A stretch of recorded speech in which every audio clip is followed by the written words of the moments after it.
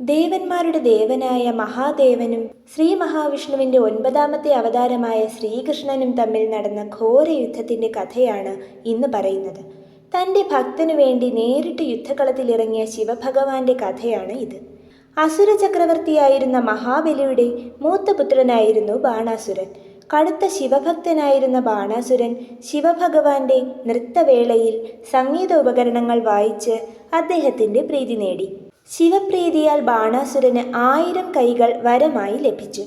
ശേഷം നൃത്തം ചെയ്ത് വീണ്ടും ബാണാസുരൻ ഭഗവാനെ പ്രസാദിപ്പിച്ചു. സന്തുഷ്ടനായ ശിവഭഗവാൻ ബാണാസുരനോട് ഒരു വരം ആവശ്യപ്പെട്ടുകൊള്ളാൻ പറഞ്ഞു. തനിക്കും തൻ്റെ രാജ്യത്തിനും രക്ഷകനായി ശിവഭഗവാൻ വർത്തിക്കണമെന്ന് ബാണാസുരൻ ആവശ്യപ്പെട്ടു. തൻ്റെ ഭക്തനെ കാത്തുരക്ഷിച്ചു കൊള്ളാമെന്ന് സന്തോഷപൂർവ്വം ശിവൻ അനുഗ്രഹിച്ചു. അപ്രകാരം ബാണാസുരൻ്റെ രാജ്യമായ ശോണിതപുരം ലോകത്തെ ഏറ്റവും സമൃദ്ധവും സുരക്ഷിതവുമായ സ്ഥലമായി മാറി. സന്തോഷവും സമാധാനവും കളിയാടിയ ആ രാജ്യത്തെ രാജാവായി ബാണാസുരൻ വാണു. പക്ഷേ തൻ്റെ 1000 കൈകൾ കൊണ്ടും യുദ്ധസാമർഥ്യം കൊണ്ടും യുദ്ധം ചെയ്യണമെന്ന ആഗ്രഹം ബാണാസുരനിൽ വർദ്ധിച്ചു വന്നു. അങ്ങനെ ഒരു നാൾ ബാണാസുരൻ ശിവഭഗവാനോട് തനിക്ക് യുദ്ധം ചെയ്യാൻ തക്ക ശക്തിമാനായ ഒരു എതിരാളി ഇല്ലെന്നും അങ്ങനെ ഒരാളെ കണ്ടെത്തണമെന്നും പറഞ്ഞു. ഭഗവാൻ തന്ന 1000 കൈകൾ തനിക്ക് ഉപയോഗശൂന്യമാണെന്ന രീതിയിലുള്ള അഹങ്കാരം നിറഞ്ഞ തൻ്റെ ഭക്തൻ്റെ വാക്കുകൾ ശിവഭഗവാനിൽ അസ്വസ്ഥതയുണ്ടാക്കി. എത്ര വലിയ ഭക്തനായാലും അഹങ്കാരമുണ്ടായാൽ അത് ഭഗവാൻ ഇഷ്ടപ്പെടില്ല. അപ്പോൾ ഭഗവാൻ പറഞ്ഞു, നിനക്ക് യുദ്ധം ചെയ്യാനായി ശക്തനായ ഒരു എതിരാളി വരും. അന്ന് നിന്റെ കൊടിമരം താഴെ വീഴും. അതിൽ നിന്നും നിനക്ക് സൂചന ലഭിക്കും. ശിവൻ കോപിച്ചെങ്കിലും തനിക്കൊരു എതിരാളിയെ ലഭിക്കുമല്ലോ എന്ന് ബാണാസുരൻ സന്തോഷിച്ചു.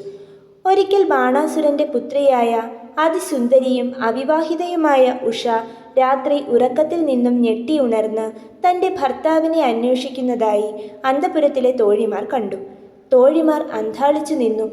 ബാണാസുരൻ്റെ മന്ത്രിയായ കുംഭാണ്ഡൻ്റെ പുത്രിയായ ചിത്രലേഖയാണ് ഉഷയുടെ ഉറ്റതോഴി. സ്വപ്നത്തിൽ ആരെയോ കണ്ട് പ്രണയസുരഭിലയായ ഉഷ ഉണർന്നപ്പോൾ ഉണ്ടായ മോഹഭംഗമാണ് അവിടെ കണ്ടത് എന്ന് മനസ്സിലാക്കിയ ചിത്രലേഖ ഉഷ സ്വപ്നത്തിൽ കണ്ടത് ആരെയാണെന്ന് മനസ്സിലാക്കാനുള്ള ശ്രമം ആരംഭിച്ചു. ചിത്രരചനയിൽ അതിവിദഗ്ധയായിരുന്ന ചിത്രലേഖ ദേവന്മാരുടെയും ഗന്ധർവന്മാരുടെയും യക്ഷന്മാരുടെയും ഒക്കെ ചിത്രം വരച്ച് ഉഷയെ കാണിച്ചെങ്കിലും നിരാശയായിരുന്നു ഫലം. പല രാജകുമാരന്മാരുടെയും രാജാക്കന്മാരുടെയും ചിത്രം വരച്ചെങ്കിലും അതും ഫലം കണ്ടില്ല. ശേഷം ചിത്രലേഖ ശ്രീകൃഷ്ണ ഭഗവാന്റെ ചിത്രം വരച്ചു. ഇത് കണ്ട ഉഷ ആളിതല്ലെങ്കിലും സാമ്യങ്ങളുള്ളതായി പറഞ്ഞു. ഇതു കേട്ട ചിത്രലേഖ ശ്രീകൃഷ്ണന്റെ കൊച്ചുമകനായ അനിരുദ്ധന്റെ ചിത്രം വരച്ചു കാണിച്ചു. ഇത് കണ്ട് പ്രേമപരവശയായ ഉഷയെ കണ്ടപ്പോൾ ചിത്രലേഖയ്ക്ക് ഉറപ്പായി ഉഷ സ്വപ്നത്തിൽ കണ്ടത് അനിരുദ്ധനെ തന്നെയാണെന്ന്. പല മായാശക്തികളും കൈമുതലാക്കിയിരുന്ന ചിത്രലേഖ രാത്രി ദ്വാരകയിലെ കൊട്ടാരത്തിൽ ഉറങ്ങിക്കിടന്നിരുന്ന അനിരുദ്ധനെ തൻ്റെ മാന്ത്രികതയാൽ ബാണാസുരൻ്റെ കൊട്ടാരത്തിൽ ഉഷയുടെ അന്തഃപുരത്തിലെത്തിച്ചു. ഉണർന്നപ്പോൾ താൻ എങ്ങനെ ഇവിടെ എത്തിയെന്നുള്ള ആശ്ചര്യത്തിലായിരുന്നു അനിരുദ്ധൻ. അനിരുദ്ധനോട് ഉഷ തൻ്റെ സ്വപ്നത്തെപ്പറ്റിയും തൻ്റെ പ്രണയത്തെപ്പറ്റിയും അറിയിച്ചു. സുന്ദരിയായ ഉഷയിൽ അനുരക്തനായ അനിരുദ്ധൻ മറ്റൊന്നും ചിന്തിച്ചില്ല. ഉഷയാകട്ടെ തൻ്റെ ഭർത്താവിനോടുള്ള രീതിയിൽ പതിഭക്തിയും പരിചരണവും അനിരുദ്ധന് നൽകുകയും ചെയ്തു. ഈ ലോകം തന്നെ മറന്ന അനിരുദ്ധൻ അവിടെ തന്നെ തങ്ങി. ദിവസങ്ങൾ കഴിഞ്ഞപ്പോൾ കാവൽക്കാർക്ക് സംശയമുദിക്കുകയും ബാണാസുരനെ വിവരമറിയിക്കുകയും ചെയ്തു. ക്ഷുഭിതനായ ബാണാസുരൻ കിങ്കരന്മാരുമൊത്ത് ഉഷയുടെ അന്തഃപുരത്തിലെത്തി. അവിടെ ഉഷയോടൊപ്പം ചതുരംഗം കളിച്ചുകൊണ്ടിരുന്ന അനിരുദ്ധൻ തൻ്റെ നേരെ വരുന്ന പടയെ കണ്ട് ചാടി എഴുന്നേറ്റു. തൻ്റെ പരിഘം എന്ന ആയുധത്താൽ തന്നെ പിടിച്ചുകെട്ടാൻ വന്ന കിങ്കരന്മാരെ അനിരുദ്ധൻ വധിച്ചു. കോപാകുലനായ ബാണാസുരൻ നാഗാസ്ത്രം ഉപയോഗിച്ച് അനിരുദ്ധനെ പിടിച്ചുകെട്ടി തുറങ്കിലടയ്ക്കുകയും ചെയ്തു. ദ്വാരകയിൽ നിന്നും അനിരുദ്ധനെ കാണാതായിട്ട് മാസങ്ങളായി. വിഷമിച്ചിരുന്ന യാദവ കുലത്തിനടുത്തേക്ക് നാരദ മഹർഷി എത്തുകയും അനിരുദ്ധൻ ബാണാസുരൻ്റെ തടവിലാണെന്ന് വിവരം അറിയിക്കുകയും ചെയ്തു. ഉടൻ തന്നെ യാദവസേന 12 അക്ഷൗഹിണി പടകളുമായി ബാണാസുരൻ്റെ രാജ്യത്തേക്ക് പുറപ്പെട്ടു. ശ്രീകൃഷ്ണ ഭഗവാനും ബലരാമനും സത്യകിയും പ്രത്യുപ്നനും സാമ്പനും എല്ലാവരും യുദ്ധത്തിനായി പുറപ്പെട്ടു. അവർ രാജ്യാതിർത്തി പിന്നിട്ട സമയത്തു തന്നെ ബാണാസുരൻ്റെ കൊടിമരം നിലംപൊത്തി. അപ്പോൾ ബാണാസുരനും സൈന്യവും ശിവനും കാർത്തികേയനുമൊപ്പം യുദ്ധസന്നാഹം കൂട്ടി. യുദ്ധം ആരംഭിച്ചു. സാക്ഷാൽ പരമശിവനും ശ്രീകൃഷ്ണ ഭഗവാനും തമ്മിലും ബാണാസുരനും സത്യകിയും തമ്മിലും സുബ്രഹ്മണ്യസ്വാമിയും പ്രത്യുപ്നനും തമ്മിലും നേരിട്ട് ഏറ്റുമുട്ടി. ബലരാമൻ ബാണാസുരന്റെ മന്ത്രിയായ കുംഭാണ്ഡനെയും ശിവന്റെ ഭൂതഗണങ്ങളിൽ പ്രധാനിയായ കുംഭകർണനെയും നേരിട്ടു. സാമ്പൻ ബാണാസുരന്റെ പുത്രനുമായിട്ടായിരുന്നു യുദ്ധം ചെയ്തത്. ഘോരമായ ആ യുദ്ധം കാണാൻ ബ്രഹ്മാവും ദേവഗണങ്ങളും യക്ഷഗന്ധർവന്മാരും അപ്സരസുകളും സിദ്ധന്മാർ, കരണന്മാർ, മഹാമുനിമാർ തുടങ്ങിയവരും അണിനിരന്നു. പലതരം അസ്ത്രങ്ങളാൽ പരസ്പരം ഏറ്റുമുട്ടിയ ശിവനും കൃഷ്ണനും മുന്നിൽ ലോകം തന്നെ വിറകൊണ്ടു. ശിവൻ പ്രയോഗിക്കുന്ന ഓരോ അസ്ത്രങ്ങളെയും കൃഷ്ണൻ തുല്യശക്തിയായ പ്രത്യസ്ത്രങ്ങളാൽ പ്രതിരോധിച്ചു. ആഗ്നേയാസ്ത്രത്തിനെതിരെ വരുണാസ്ത്രവും, ബ്രഹ്മാസ്ത്രത്തിനു നേരെ ബ്രഹ്മാസ്ത്രവും, പാശുപതാസ്ത്രത്തിനു നേരെ നാരായണാസ്ത്രവും പ്രയോഗിക്കപ്പെട്ടു.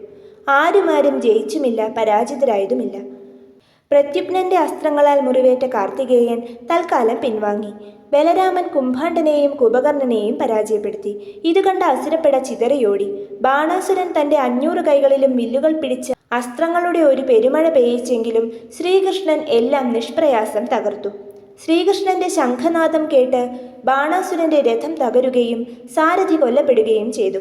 ഇതെല്ലാം കണ്ട് കോപാകുലനായ ശിവന്റെ ഉള്ളിൽ നിന്നും 3 തലകളും 3 കാലുകളുമുള്ള ശിവജ്വര പുറത്തേക്കു വന്ന് കൃഷ്ണനെ ആക്രമിക്കാൻ ഒരുങ്ങി.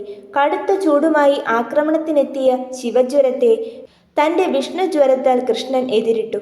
വിഷ്ണുജ്വരത്തിനു മുന്നിൽ സ്വയം മറന്ന ശിവജ്വരം ശ്രീകൃഷ്ണനു മുന്നിൽ കീഴടങ്ങി. ശിവൻ തന്റെ ഭക്തനെ രക്ഷിക്കുന്നതിനു വേണ്ടിയാണ് യുദ്ധം ചെയ്യുന്നതെങ്കിലും ഈ യുദ്ധം ഇങ്ങനെ നീണ്ടാൽ അത് വലിയ ആപത്തിലേക്കു നീളുമെന്ന് മനസ്സിലാക്കിയ ശ്രീഹരി ശിവനെ സ്മരിച്ചുകൊണ്ട് നീതിയും പ്രപഞ്ചക്ഷേമവും മുൻനിർത്തിയാണ് ഈ യുദ്ധം. ആയതിനാൽ ബാണാസുരന്റെ അഹങ്കാരം ശമിപ്പിക്കേണ്ടതിന്റെ ആവശ്യകത ശിവനോട് പറഞ്ഞു. ശേഷം ജൃംഭനാസ്ത്രം ഉപയോഗിച്ച് ശിവനെയും ശിവഗണങ്ങളെയും മയക്കിക്കിടത്തി. ഈ സമയം യാദവസേന ബാണാസുരന്റെ സേനയെ മുഴുവനും വധിച്ചു. തന്റെ 1000 കൈകളുമായി ശ്രീകൃഷ്ണനു നേരെ പാഞ്ഞെടുത്ത ബാണാസുരന്റെ 4 കരങ്ങൾ ഒഴിച്ച് ബാക്കി കൈകളെല്ലാം കൃഷ്ണൻ വെട്ടി. കോപത്താൽ ബാണാസുരനു നേരെ കൃഷ്ണൻ സുദർശന ചക്രം പ്രയോഗിക്കാൻ തുനിഞ്ഞപ്പോൾ ശിവൻ ഉണർന്ന് തടഞ്ഞു. ഭക്തനെ സംരക്ഷിച്ചുകൊള്ളാമെന്ന തന്റെ വാക്കിന് ലംഘനമുണ്ടാക്കരുതെന്ന് അറിയിച്ചു. തന്റെ ഭക്തരായ പ്രഹ്ലാദന്റെയും മഹാബലിയുടെയും വംശപരമ്പരയിൽ ആരെയും താൻ വധിക്കില്ല എന്ന് പ്രഹ്ലാദന് വാക്കുകൊടുത്തതായും ആയതിനാൽ താൻ ബാണാസുരനെ വധിക്കില്ലെന്നും ശ്രീകൃഷ്ണൻ പറഞ്ഞു. കൈകൾ മുറിച്ചത് ബാണാസുരന്റെ അഹങ്കാരം ശമിപ്പിക്കാനാണെന്നും സേനയെ വധിച്ചത് ഭൂമിദേവിയുടെ ഭാരം കുറയ്ക്കാനാണെന്നും ശ്രീകൃഷ്ണൻ അറിയിച്ചു. ബാണാസുരൻ നല്ല ഭക്തനായി ശിവസേവകനായി ജീവിതകാലം മുഴുവൻ ഉണ്ടാകുമെന്നും കൃഷ്ണൻ പറഞ്ഞു. ഇതോടുകൂടി ശൈവ വൈഷ്ണവ യുദ്ധം അവസാനിക്കുകയും അഹങ്കാരം ശമിച്ച് മാനസാന്തരം വന്ന ബാണാസുരൻ തൻ്റെ മകളായ ഉഷയെ ധാരാളം സമ്മാനങ്ങളൊക്കെ നൽകി അനിരുദ്ധനൊപ്പം വിവാഹം കഴിച്ച് ദ്വാരകയിലേക്ക് അയക്കുകയും ശേഷം ശിവഭക്തനായി ജീവിക്കുകയും ചെയ്തു. ഇപ്രകാരമാണ് ഭഗവാന്മാർ തമ്മിൽ നടന്ന യുദ്ധത്തിൻ്റെ കഥ. ഈ യുദ്ധത്തിന് നിമിത്തമായത് ഒരു ഭക്തനാണ് എന്നതും പ്രധാനമാണ്. ഭക്തർക്കു വേണ്ടി ഏതറ്റം വരെയും പോകുന്ന ഭഗവാന്റെ ഈ കഥ ഇഷ്ടമായാൽ ലൈക്ക് ചെയ്യൂ. ഇത്തരം കൂടുതൽ കഥകൾ കേൾക്കുന്നതിനായി ചാനൽ സബ്സ്ക്രൈബ് ചെയ്ത് അടുത്തുള്ള ഓൾ എന്ന ഓപ്ഷൻ സെലക്ട് ചെയ്യൂ. നന്ദി, നമസ്കാരം.